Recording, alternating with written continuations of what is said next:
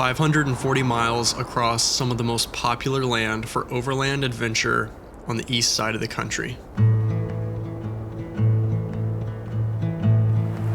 The western panhandle of Maryland into the rolling mountains of West Virginia and out of the George Washington National Forest of Virginia.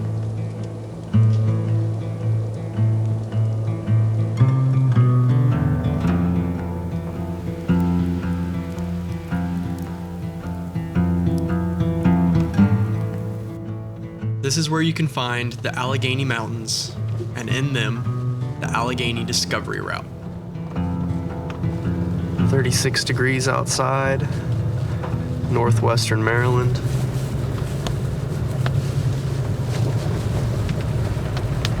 Way more snow on the ground than I expected starting the Allegheny Discovery Route.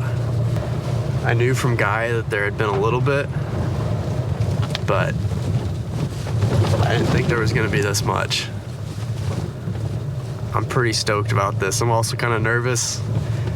Being from Texas, I'm not super used to driving in the snow, but this is pretty sweet. Belonging to the Appalachian mountain chain, the Alleghenies once posed a threat to those moving west. Today, it's a playground for those looking to explore, adventure, or escape. Which brings me here now. I first learned of this route here on YouTube, and well, it caught my attention.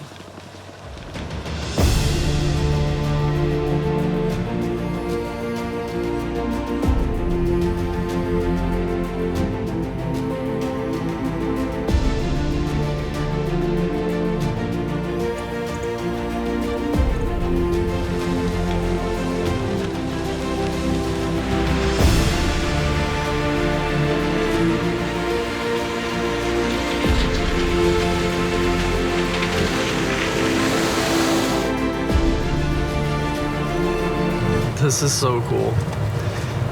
It's been about 2 years since I've seen snow. Not that this is like a whole bunch of snow. It's probably only 3 or 4 inches. For having not even seen snow in 2 years, this is pretty sweet.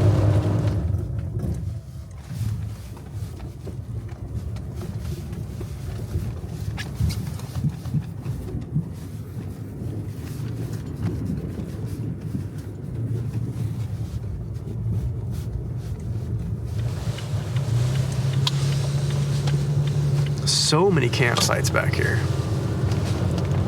Hopefully, if we're lucky, the sun will break through these clouds. It'll probably, start melting the ice pretty fast, but the forecast for the next 4 days is overcast.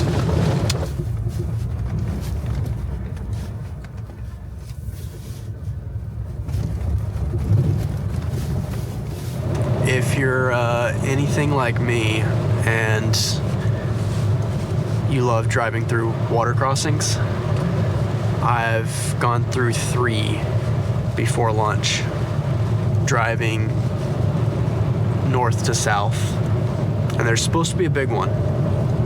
I don't know where it's at on the route, but there is a fairly wide water crossing that I'm pretty psyched for. And I don't know what state it's gonna be in. The first one and this last one that I went through were deeper than I expected. Not too deep, not up to the door or anything, just most, 3/4 of the way up the tire, I would guess. But with all this snow that's slowly been melting over the last probably 48, 72 hours, I don't know. It might be pretty deep.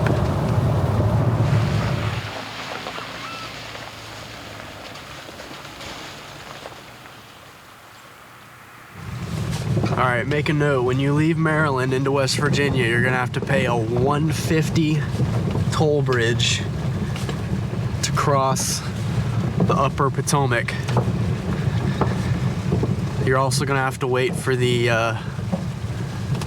grungy bridge walker to walk across the state line as well. It just won't get out of your way.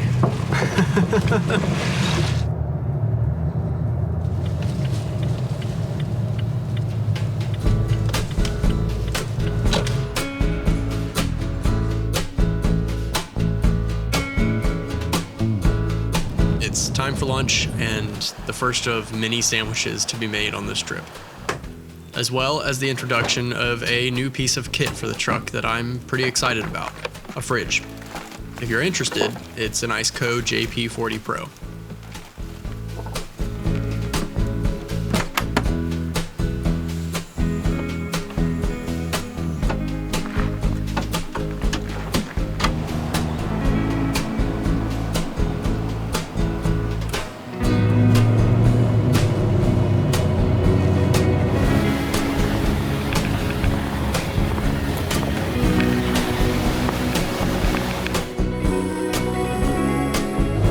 Only 102 miles in, 85 miles short of what I was hoping to do today.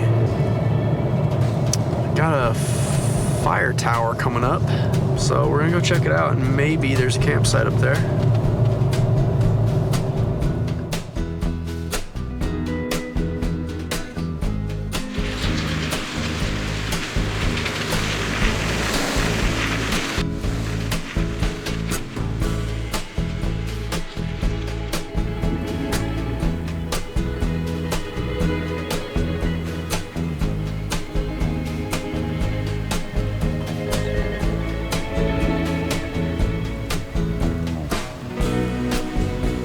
Not much for campsites up here. Not much of a fire tower either. Looks like it's all cell towers. I get excellent service up here though.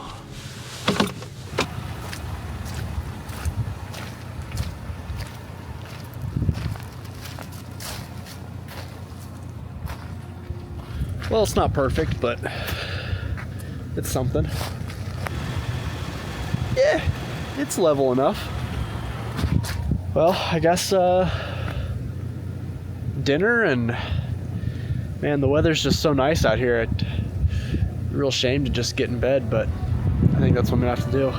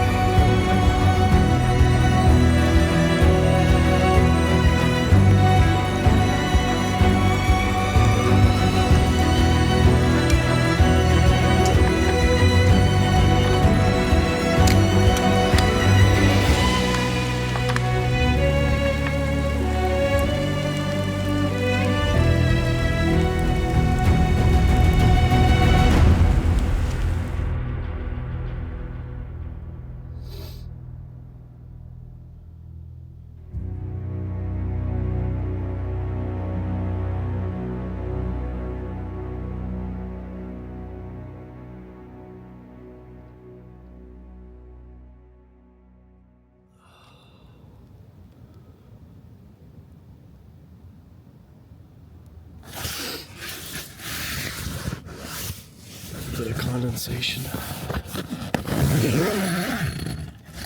bad though. Oh, it's already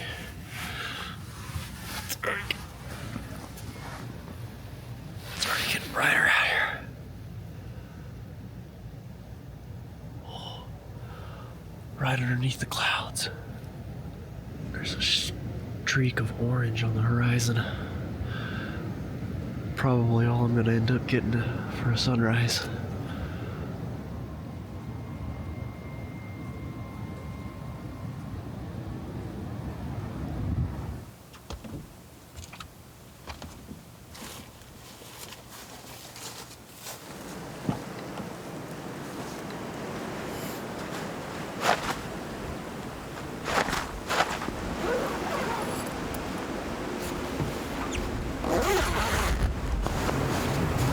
You're really missing out on a good sunrise right now.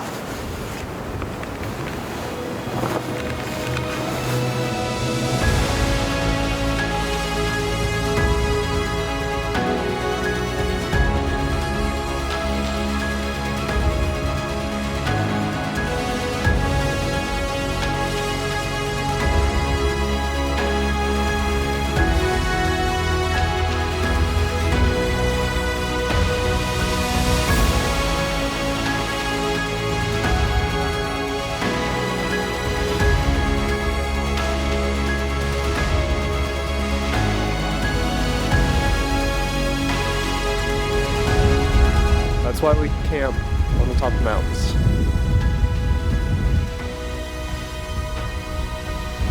Let's go driving.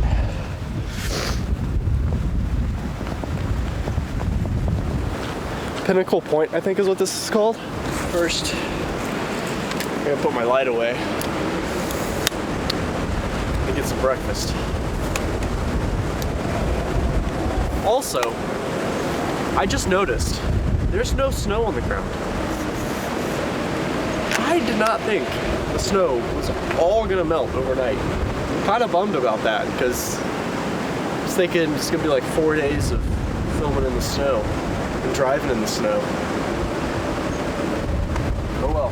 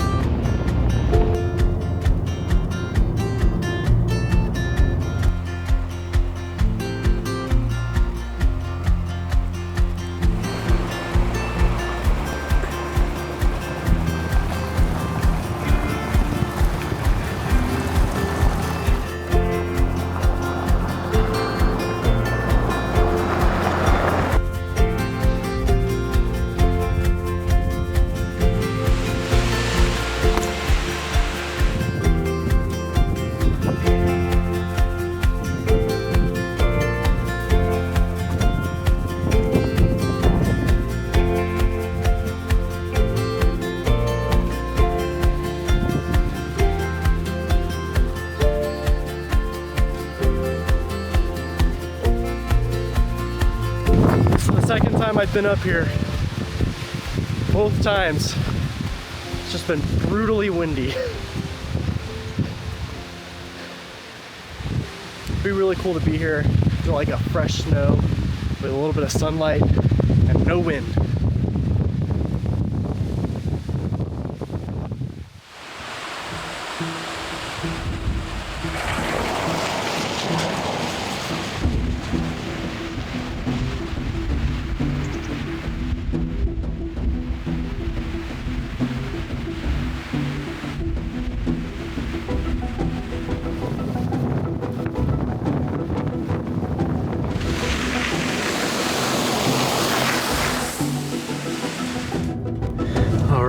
We are here, just turned on to Canon Loop Road. Excited about that because this is supposed to be the more technical part of this route. Seen a few pictures on Overland Trail Guides. I think we should be pretty good.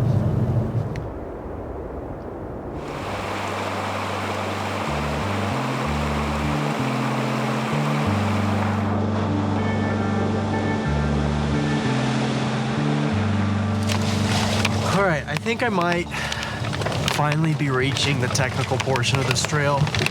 I'm kind of skeptical because I feel like I've already done, I haven't looked at the map, but it looks like, yeah, it looks like I've done about 75% of the Canon Loop road, which is supposed to be the technical, as long as I read the website right, it's supposed to be the technical portion of this route, and so far it's been very well paved. Not paved, but graveled and graded.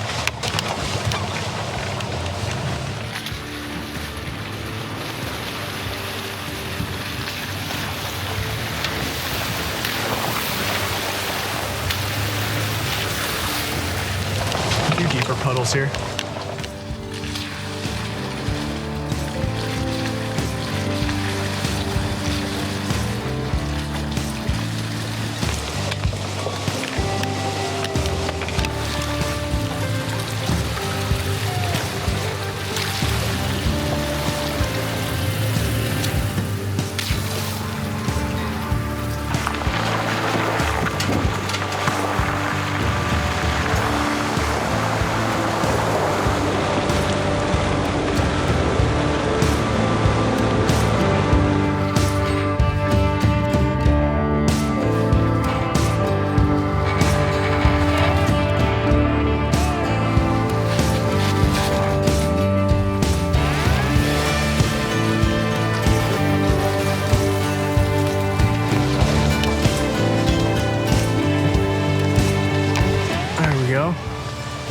Brakes sound disgusting.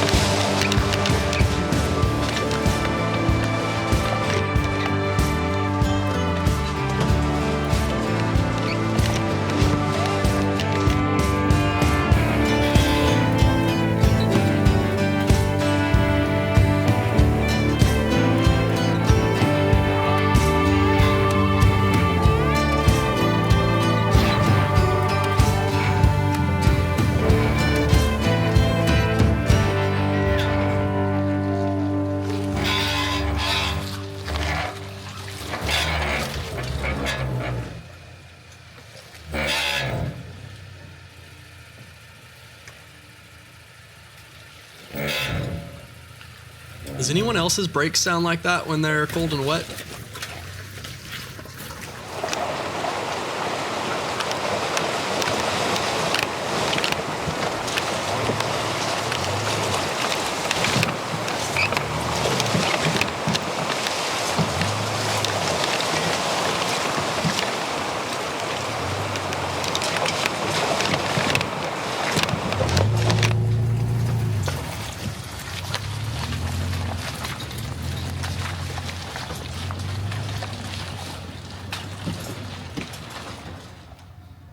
I'm pretty sure I can clear it.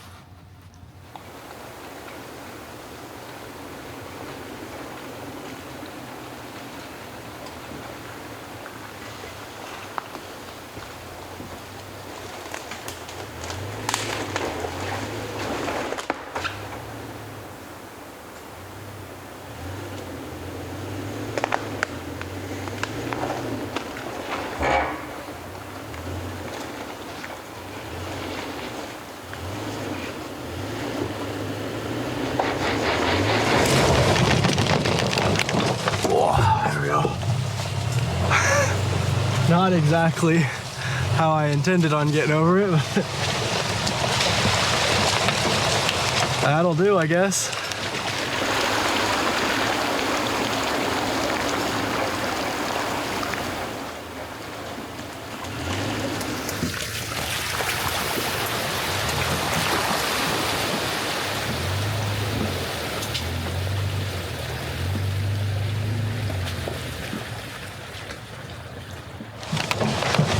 Okay, I think I'm past most of the technical stuff. It's quite possible that I'm not, but it seems like it's flattening out a little. That was fun. That was definitely a rougher ride than any part of the Northeast PDR. And I will definitely be coming back to this little trail in the future, because I've actually driven through this area of West Virginia quite a few times and never knew about this road, which is unfortunate because I've spent a ton of time looking for campsites out here, and there are probably 15 good campsites along this road. So even if you don't want to do the harder section of this, there's still 85%, probably 75% of this road that's very easy to drive and chock full of good campsites. It's not until you get to the north side. So if you have the Canon Loop, you know, south side, north side makes a westward loop, turns north, and then reconnects to the main road. The southern portion of this loop is all gravel and all graded, very easy to drive. If you're wanting a four-wheel drive, start on the north side. It won't disappoint. I'm getting pretty hungry. It is 1:30 in the afternoon and I have not eaten lunch. Myself right in a puddle.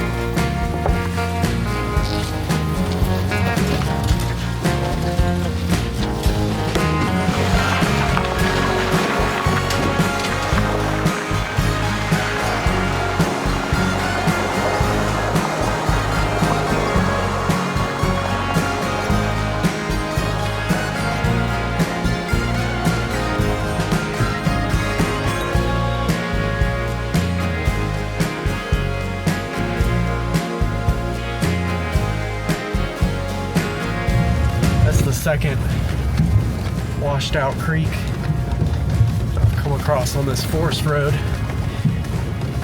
Actually directly across the gorge from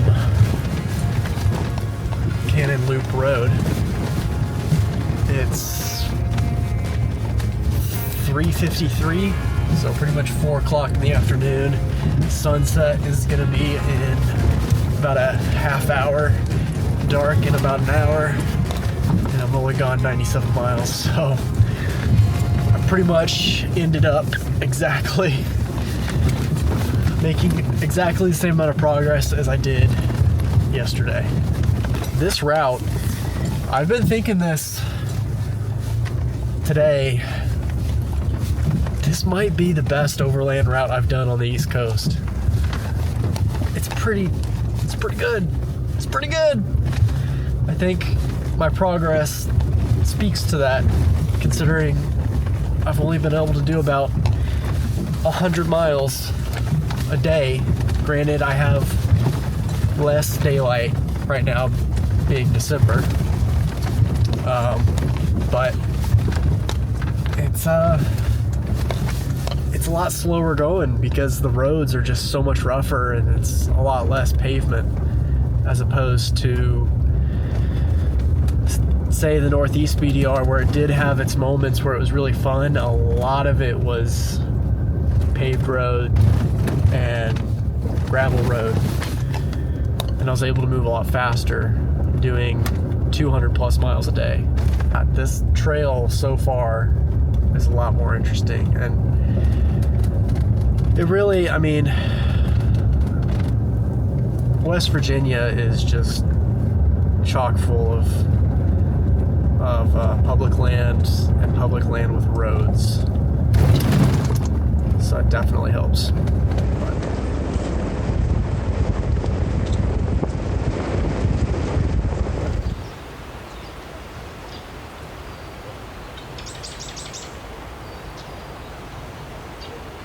All right, it's coming up.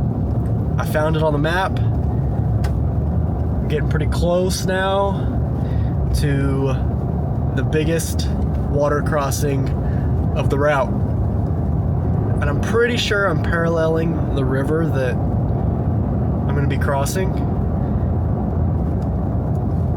It's a big river. As I've been saying, I'm definitely concerned about the level of the water because of all the snow that's previously melted the last 2 days.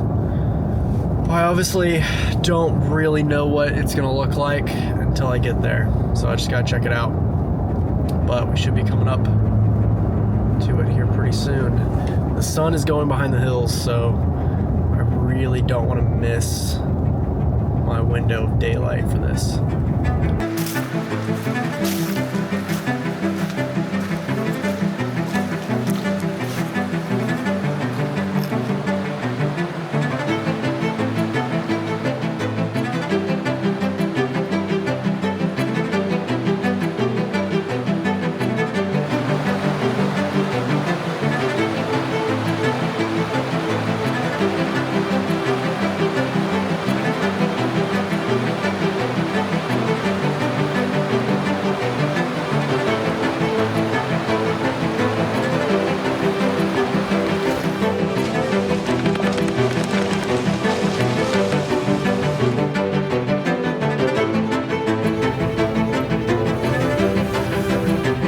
Pretty high. It's up to my top, up to my door. Yep, I just got water in.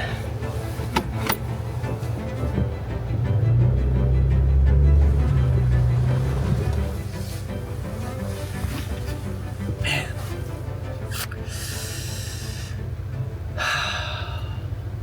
This might be the deepest section.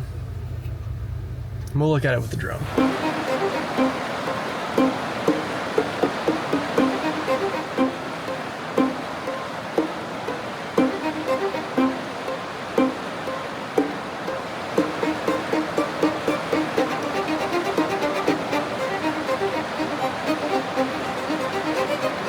Dry fork of the cheat, ironically named, was feeling like a large gamble.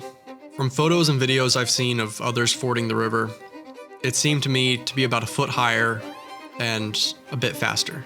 That's just a guess, of course, but the fact was that the water was already up to my door before the truck was even level. And while I really wanted to drive through the river, I also really wanted to keep the carpet in my truck dry. And on that note, if anybody has found a vinyl floor liner replacement for the 3rd Gen Tacoma, I would be very interested because I haven't been able to find one. So do me a favor and leave that in the comments if you know where to get one. Anyways, I don't believe that was enough water to float the truck, but I do weigh some risk different when I'm alone. So I will be saving this water crossing for another time.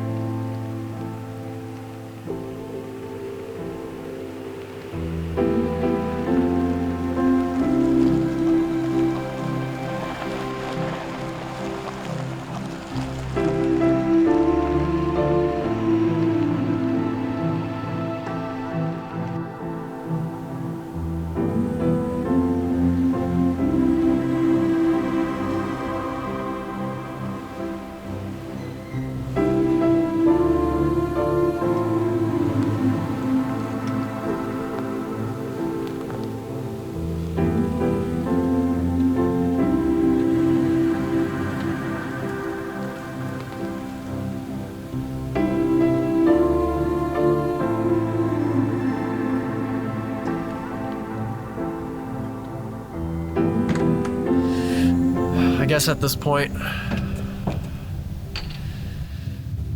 don't know, after a pretty disappointing turnaround, suppose I'll make myself some dinner. I don't know, a hot grilled cheese sounds nice. Cold, clear night under the stars.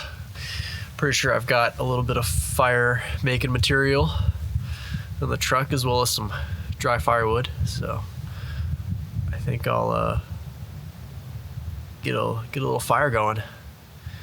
Day 2. 135 miles today. Should have about 300 miles left.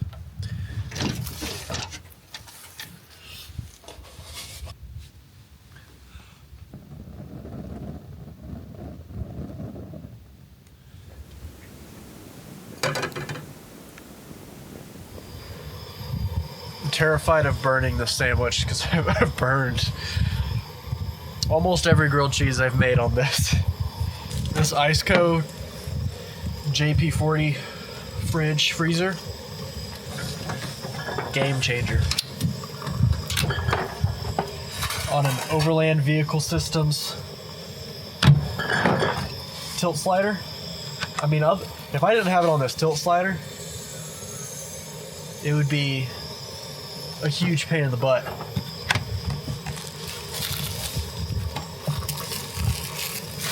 Yeah, no.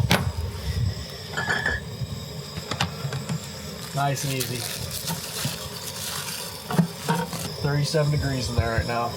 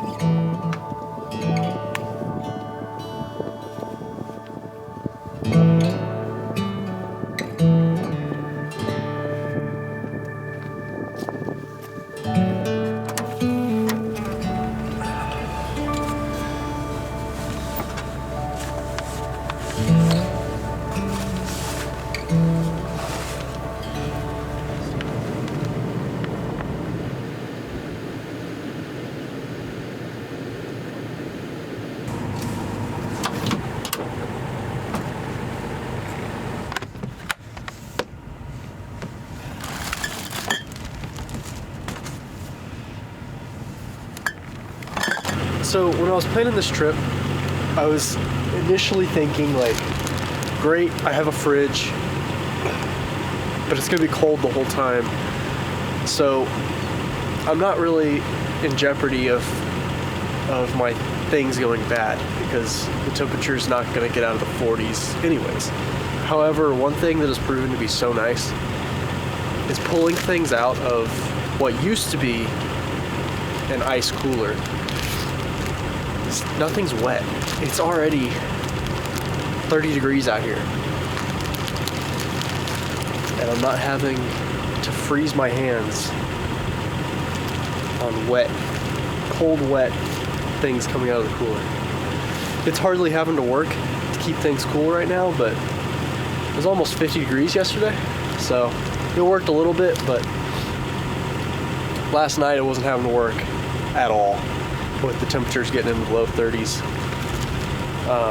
However, it has kept things from freezing. Nothing is frozen in there. Temperature right now, 35 degrees, and it's a lot easier to access. I used to have it, I think I'll show, so all right, the next video after this one is gonna be a review of the Iceco JP40 Pro, which Iceco did send to me to test and review. Yeah, so I am gonna be leaving a review of this and contrasting it to my previous setup. I can already say, for me, for this, for overlanding, for doing these videos, for camping out of car, a fridge is the way to go.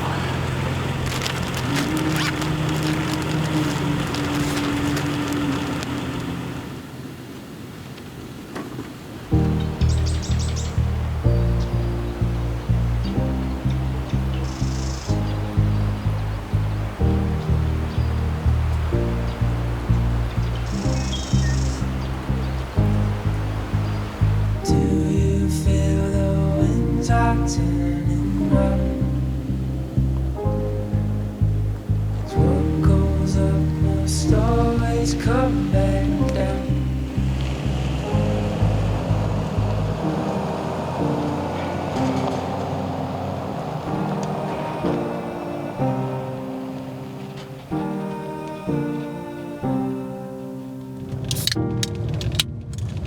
Day 3, shooting for 180 miles today.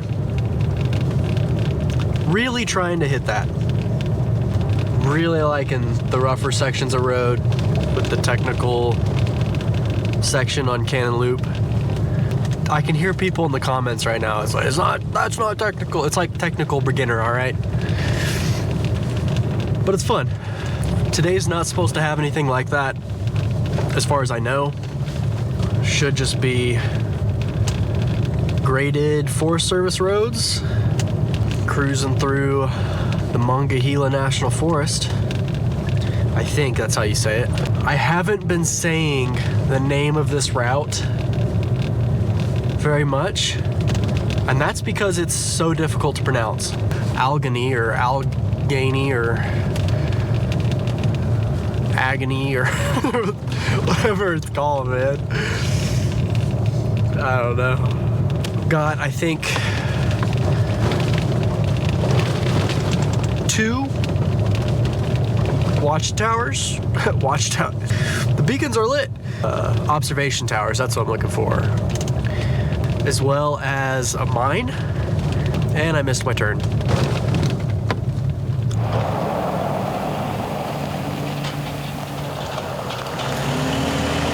Anyways, gonna enjoy this rain this morning. An audiobook in the morning air.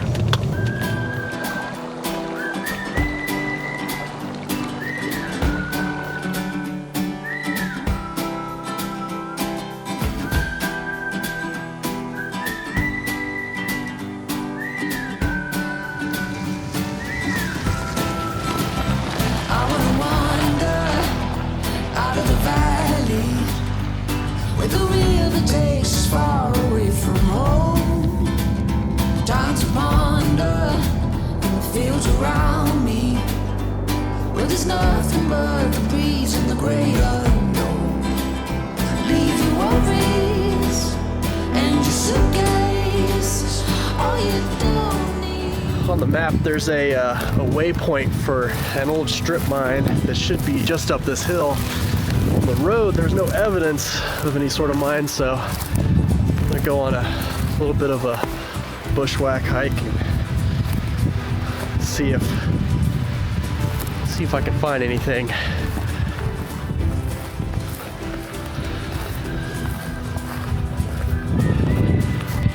Waypoint's just a little bit behind me.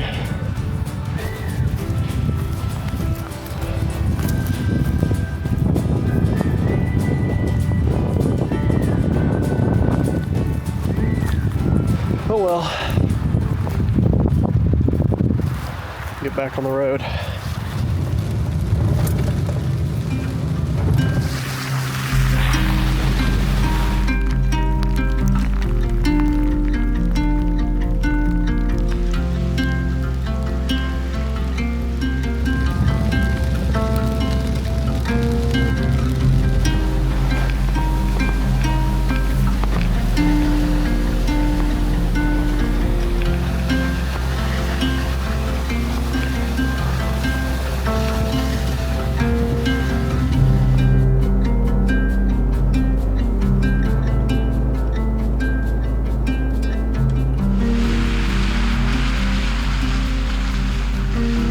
When I uploaded the route files to Gaia from Overland Trail Guides, alternate routes were included.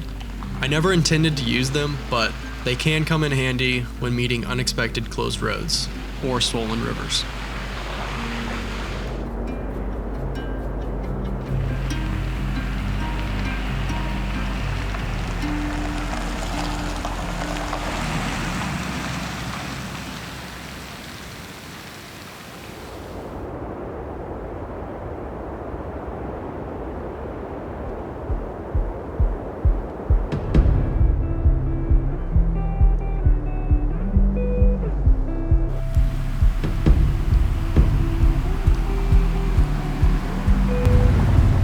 Forest through here is really cool. Lots of pines and moss. I feel like I'm in the Pacific Northwest again.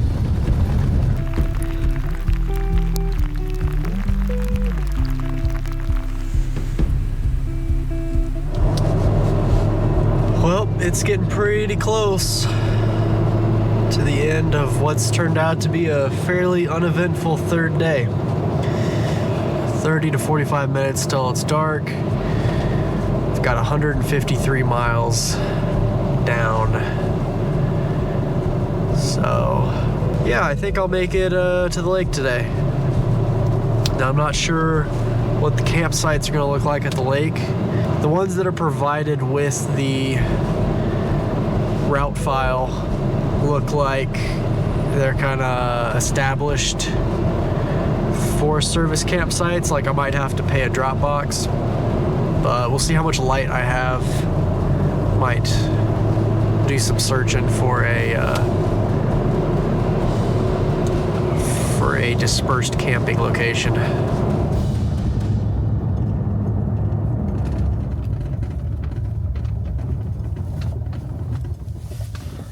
Well, that checks out. On to the next. Where the next is, I do not know. This is actually the second campground on this lake that I've met a locked gate at. So, well, I think I've found the spot for tonight.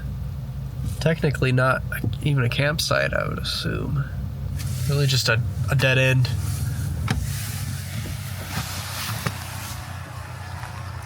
That's all right, I suppose.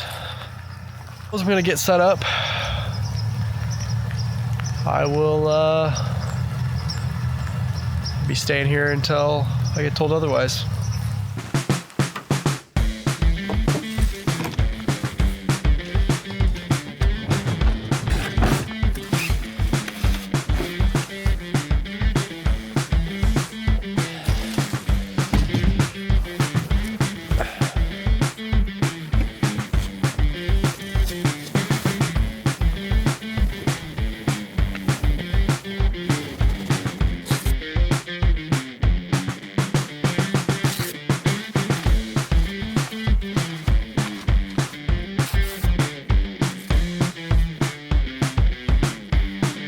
tomorrow, last day. We're finishing it off. Checking off the Allegheny, I don't know. Finishing off the ADT. That's not even right. The ADR. We're finishing the ADR tomorrow. Anyways, good night.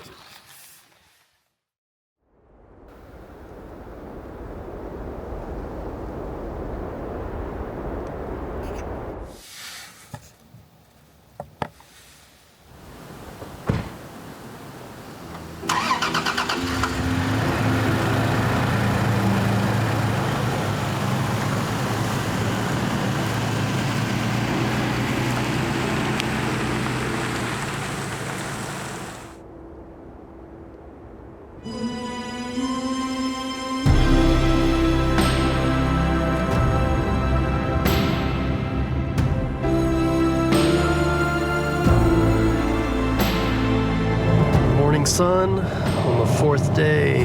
We should be getting into more of the George Washington National Forest. Spending quite a bit of time in there before reaching the end, or the southern terminus.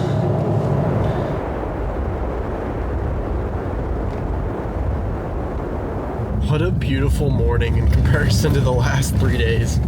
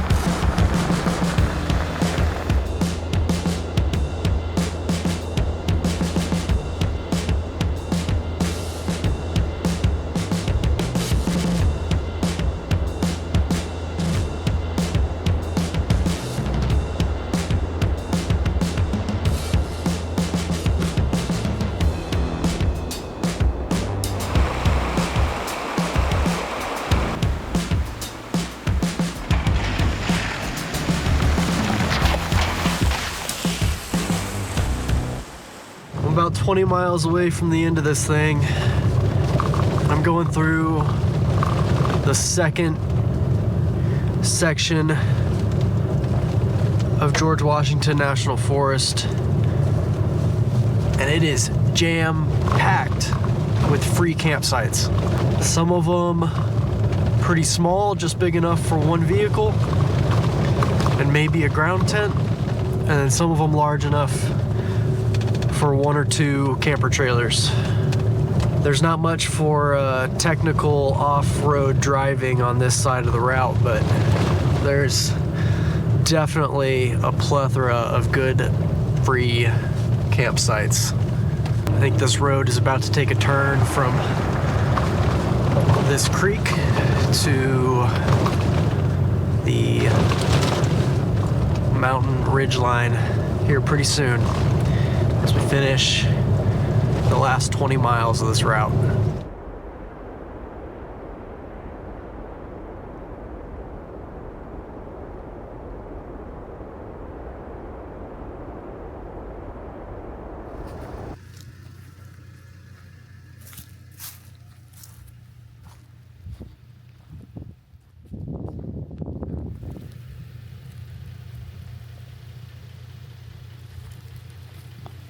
Had to stop and check it out. I think this is probably the best mountaintop campsite I've ever found in here. Ladies and gentlemen, we are approaching Reddish Knob.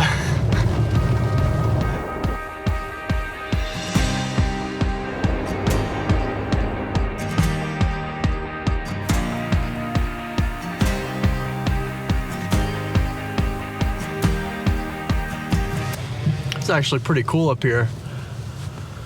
If I was in a group of like 4 more vehicles where it's likely that you're gonna have to find multiple campsites to fit everybody, I would definitely consider the top of Reddish Knob as a group campsite for the first or the last night, depending on which side you're starting on. But if you're doing the ADR with a big group, you can definitely fit at least 8 vehicles up there, probably comfortably,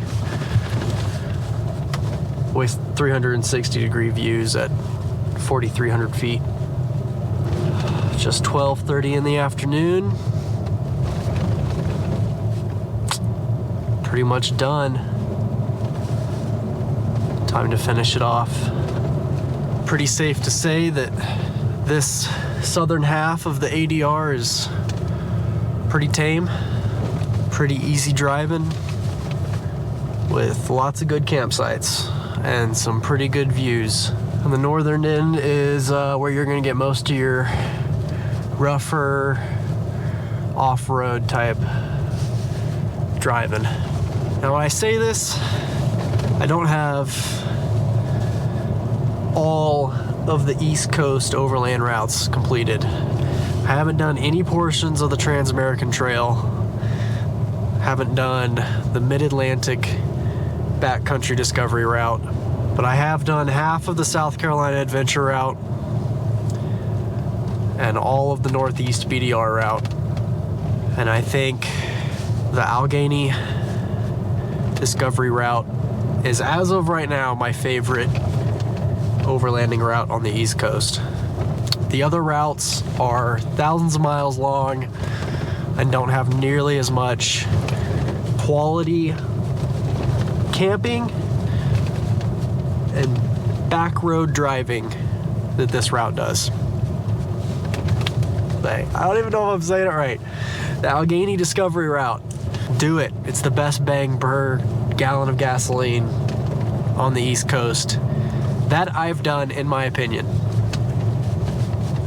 I said it. That's my take. Thanks for watching.